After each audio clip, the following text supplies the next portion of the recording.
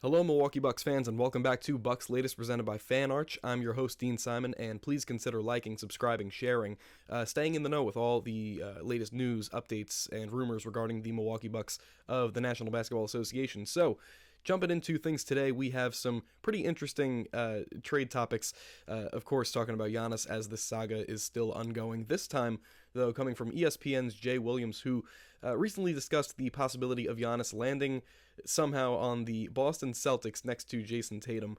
And while it, of course, remains unlikely because Giannis hasn't even met with the Bucks front office, he doesn't know necessarily what's happening for his immediate future either. But anyways, while it remains incredibly unlikely that this even happens, that Giannis is floated in a deal to end up in Boston, possible scenarios do exist that could see him playing next to Jason Tatum.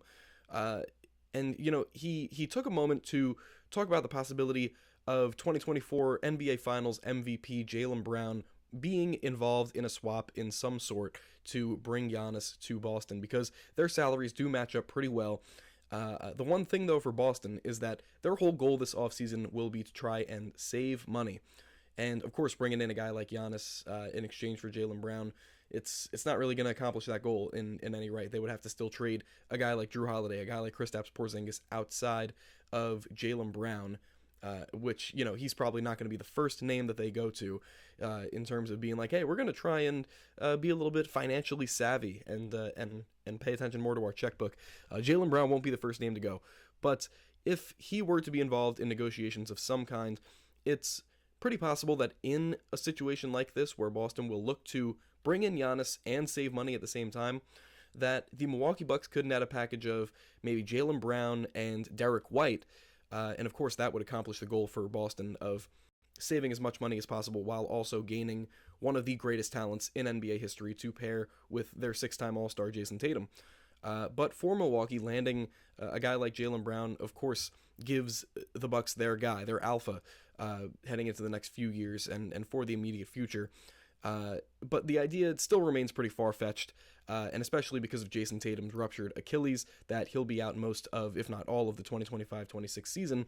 And if Giannis had any ideas about switching sides and going to a rival in the Boston Celtics, those ideas are probably gone now. Jason Tatum probably did a lot to rid Giannis of any of those ideas of joining Boston in the next coming months. But with that out of the way, some new updates recently came out from Bobby Portis's camp, specifically from Bobby Portis himself, as he appeared on the FanDuel TV show Run It Back, and he talked with Chandler Parsons, he talked with Lou Williams and Michelle Beadle about his upcoming possible free agency if he were to decline his player option. And if he declines, of course, he's an unrestricted free agent, and he's able to negotiate a deal with any prospective suitor. But basically, he was really, really forthcoming and really honest about his potential unrestricted free agency and whether or not he would look to return to the Bucks, how much money he's looking for. He said, and I quote, "You're talking about taking short deals and to stay here to help sacrifice winning, but we're here now. I'm thankful, I'm blessed, but at the same time, it has to make sense, though." And, of course, that it must be in reference to winning, in reference to keeping a winning culture, a winning environment in Milwaukee, and just keeping the right pieces around, hopefully around Giannis, to potentially make another run at a championship for their first one since 2021. And it now seems evident that Portis could yet again be another member of the Bucks that's looking to go elsewhere, definitely with this whole Giannis thing still looming and will be ever looming in the coming weeks, especially around draft time in about a month or so. But guys like Brook Lopez, who is already an unrestricted free agent, and he'll be free to leave to go wherever. A guy like Pat Connaughton, who has a player option to either accept or decline. Giannis himself, and Gary Trent Jr. and Taurean Prince, who probably did a lot to earn themselves a pretty improved contract elsewhere. It seems like Bobby Portis, the former two-time runner-up for Sixth Man of the Year, it seems like he might opt out to find a new home this season, especially if winning is at the forefront for him. If that's what he's concerned with, then, you know, because the outlook for the Milwaukee Bucks right now looks pretty bleak, especially with Giannis possibly out the door. It's not impossible to figure that Bobby Portis could look to remain competitive and do so while earning a salary that's a little bit more than the $13 million or $14 million a year that he would be earning if he were to accept the player option or to renegotiate a deal with the Milwaukee Bucks to get himself in a little bit better of shape financially and to potentially win another ring, a second ring.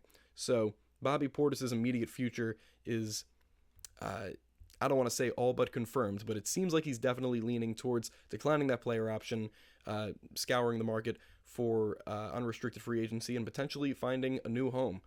So that cannot be thrown out of the window, especially with it coming directly from the source. And along with Bobby Portis potentially moving on, in terms of the Bucks' entire financial situation heading into this offseason, it seems as though things are quickly going from bad to worse, as Bleacher Report's Eric Pincus recently wrote a pretty massive prediction story, including every single NBA team and their toughest financial decision, their toughest financial problem coming into the offseason. And he was able to highlight that since Milwaukee's Damian Lillard will probably miss, again, most of, if not all, of next regular season with his own Achilles injury, and with Bobby Portis likely to decline the player option, Brook Lopez leaving, Taurean Prince, Gary Trent probably finding better deals in better situations elsewhere, Pincus made a pretty bold projection saying that Giannis Antetokounmpo says it's time, and the Bucks get the best trade they can for the two-time MVP. And it's hard not to see this kind of thing coming to fruition with seemingly everything falling around the Milwaukee Bucks organization, with the walls closing in as the days go on, as the weeks grow longer, as the weeks continue to fly by. Giannis leaving starts to become more and more of a reality, starting to set in a little bit.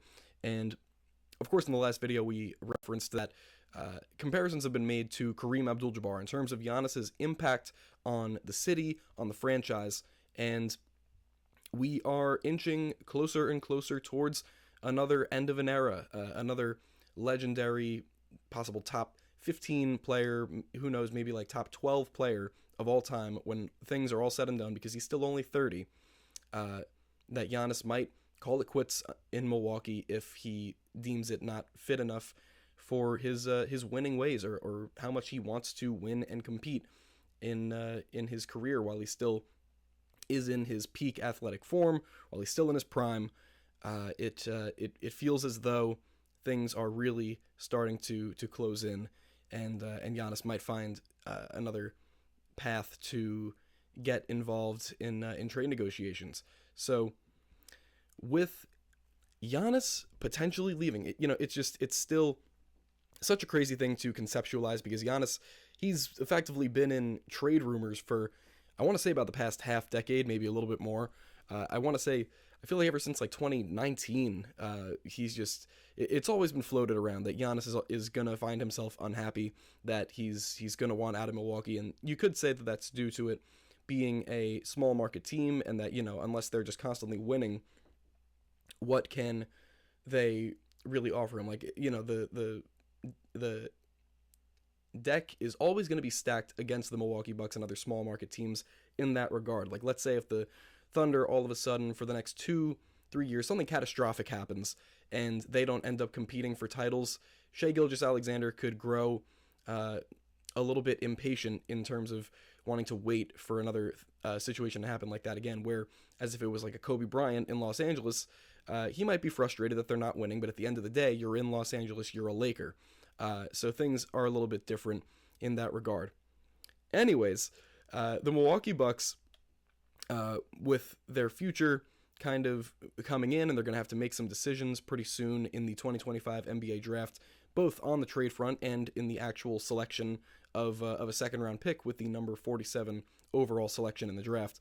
The Bucks were able to bring in a couple of more guys that they decided to watch a little bit closely in private workouts, and a couple of these guys included hosting Hunter Salas, the senior guard out of Wake Forest, and he's got a great feel for the game as a passer and as a pick and roll ball handler. He's got real two-way potential. Again, he's very athletic as well, soft touch in the mid-range. He's just a really incredible, versatile player. Still, you can kind of see a little bit of his raw abilities or his like unpolished abilities poking through on the offensive end, and that could be with regard to his 3-point shooting, where his efficiency from the 3-point line cratered from last year to this past season, where he decreased his 3-point efficiency from about 40% to 27% going from his junior to his senior year. So that's not great, but he still could definitely be worth the number 47 overall pick just due to his sheer versatility.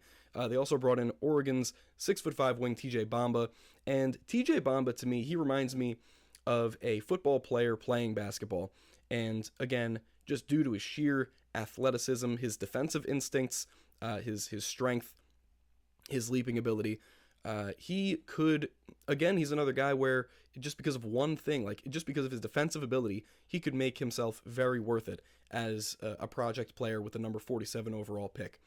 And moving on, Milwaukee also hosted Kansas State's 6'9" forward Coleman Hawkins, who he's displayed some potential as a pretty streaky outside shooter. He can kind of handle the ball in transition, which is a pretty interesting sight to see, but he usually relies on his length and his strength at the rim and finishes around the basket in most cases. But if he were to elevate his game and continue to evolve in terms of his capabilities as a ball handler, as an outside catch-and-shoot threat, things could look pretty good for his upside as well. But last but not least, they also brought in Vanderbilt's A.J. Hoggard, and it looks as though he's probably the least likely of candidates for the number 47 overall pick.